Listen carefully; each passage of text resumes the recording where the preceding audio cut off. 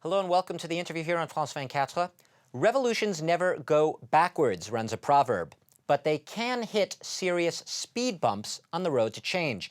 Just look at the Arab world about 6 months after the first of the uprisings there that forever changed the political landscape across the region. Now, in some countries, such as Tunisia and Egypt, young revolutionaries fear that transitional regimes now are dragging their feet on reform. In other countries, such as Syria and Libya, for instance, revolts are running into fierce resistance from strongmen who do not shy away from violence, anything but. Now, my guest today is Marina Ottaway. She is a senior associate in Middle East program at the Carnegie Endowment for International Peace. She has written extensively about political reconstruction, political transformation in places including Iraq, Afghanistan, the Balkans, and Africa. And she joins me today from Washington, D.C. Welcome. Thanks for being here on France 24. Thank you for inviting me.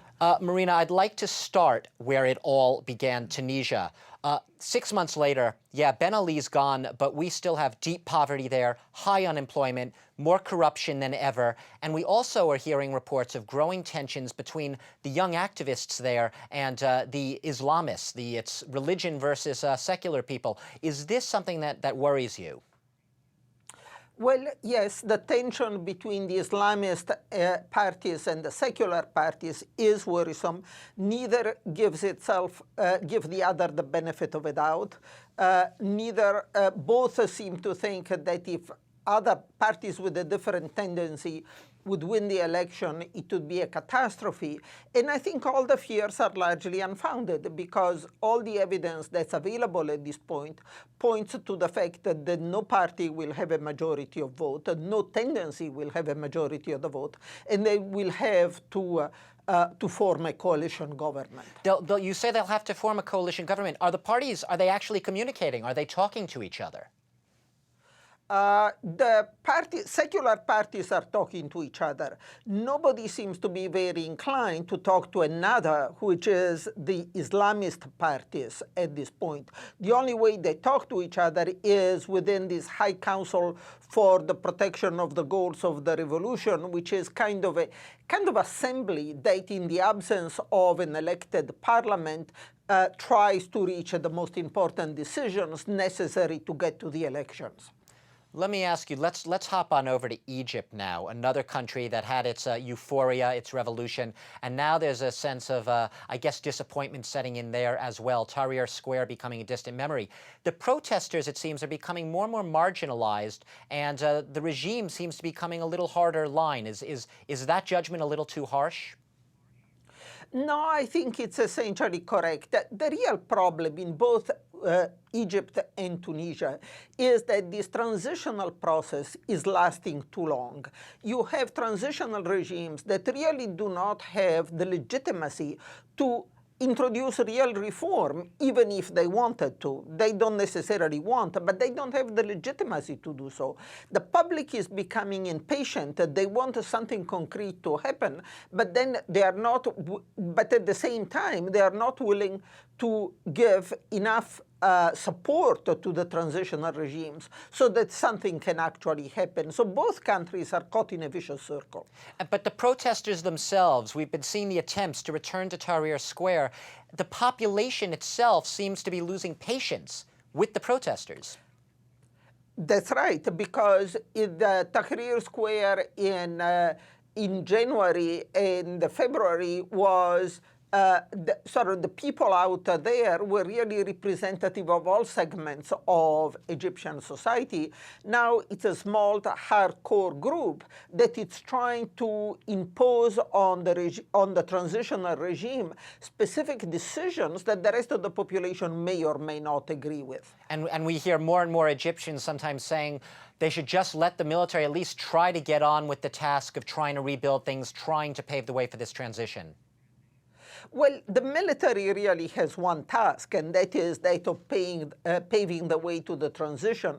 And that's what has to happen now. Unfortunately, they just postponed the elections another time, the parliamentary elections that can restore some legitimacy to the government were scheduled for September, and now it looks they will take place in late November. So that is a very negative development. So obviously the army, the military is something we'll have to watch in Egypt. Another country which is experiencing, I guess, some difficulties, we can call it that, is Bahrain.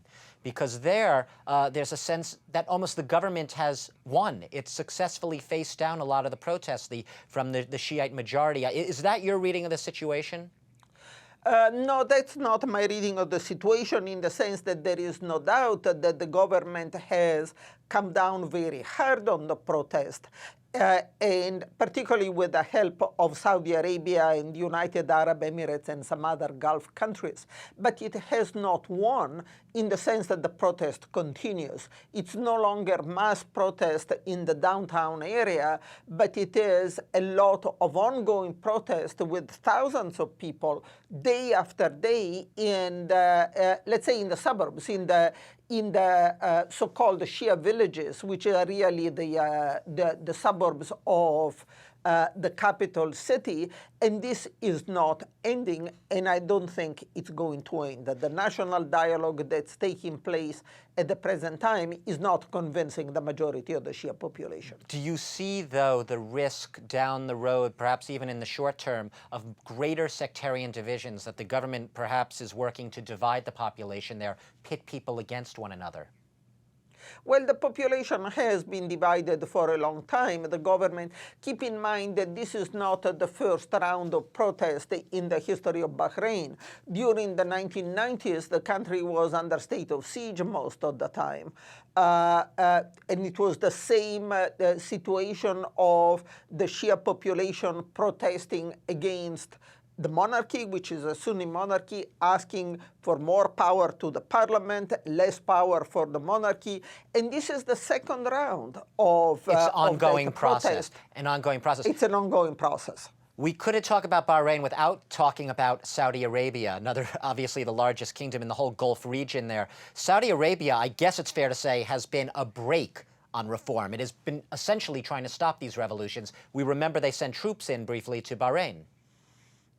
They sent troops to Bahrain, which is not terribly surprising because the Saudis have a small Shia population in the oil-producing areas, and they fear that the unrest will spread to that. But even more importantly, Saudi Arabia is trying to put a brake on protest everywhere. To me, the most interesting thing is that they even expressed a support for the Syrian regime, and yet we know that the king abhors the Syrian regime, but yet the idea of another Arab government being brought down by Shia protest is enough to send the Saudis to convince the Saudis to support this regime. And this, I imagine, puts the United States in a very awkward position, doesn't it? Because they must be torn between the so-called Saudi ally and the supporting the democratic aspirations in these various countries. Yes, the United States is in a difficult position. That's why it has not said very much about the repression that's taking place in Bahrain. The United States is trying to patch up its relationship with Saudi Arabia that are, I think, at a low point in the same way they were after 9/11. I think we have gone back to this condition of real strife between the United States and Saudi Arabia. And of course, the United States cannot afford conflict with Saudi Arabia as long as the Western world is as dependent on Saudi oil as it is now. Now, and speaking of not being able to afford conflict, when we talk about, say, Syria, in that case there, we've had sanctions from the U.S. and Europe. We've had a lot of tough words, Marina, but we really haven't had anything beyond that, any more forceful action. Should the U.S., should Europe do more? Can they do more with regard to Syria? I don't think either the U.S. or European countries have any intention of mounting a military action as they did in Libya. Libya is already becoming a quagmire, but was relatively simple. Syria has a much stronger army. It's much better trained and equipped.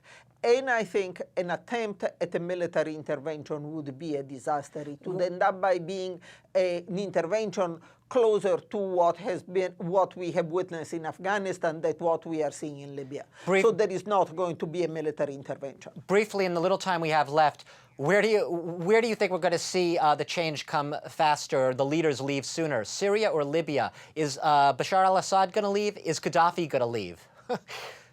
Well, you can toss a coin, I'm not too sure.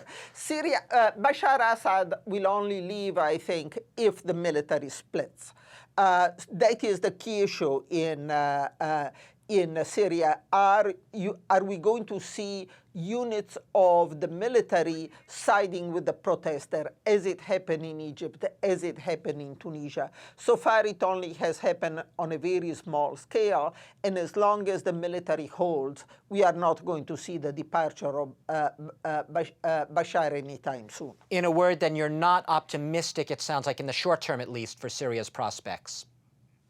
I think it's likely to be months before the situation is resolved. At the same time, I do not think that Bashar al-Assad is ever going to reestablish complete control over the country. I think, in a sense, he has lost a battle, but it's going to last, but he is not going to surrender right away. Well, we've heard it from Marina Ottaway, a scholar on the Middle East at the Carnegie Endowment for International Peace, who's our guest today. Thank you very much for joining us. We've been talking about what's very much revolutions in progress and the need to continue the struggle towards reform in those countries. Thanks once again, Marina, for joining us, and thanks to all of you for watching the interview here on France 24.